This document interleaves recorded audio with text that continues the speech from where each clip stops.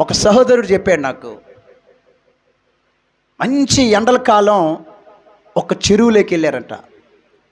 మంచి ఎండలు. ఆ చెరువులోకి వెళ్ళినప్పుడు వాళ్ళు ఏదో పని మీద వెళ్ళారు అక్కడికి. అక్కడ భయంకరమైన కడుపు నొప్పి వచ్చిందంట. ఏమొచ్చిందంట? భయంకరమైన కడుపు నొప్పి. ఎట్లాంటో కడుపు నొప్పి అంటే తట్టుకోలేనంత కడుపు నొప్పి వచ్చేసిందంట. ఇంకక్కడి నుంచి పోవాలంటే మార్గం లేదు. ఇంకక్కడి నుంచి పోవాలంటే అక్కడికి బైకులు రావు, ఆటోలు రావు.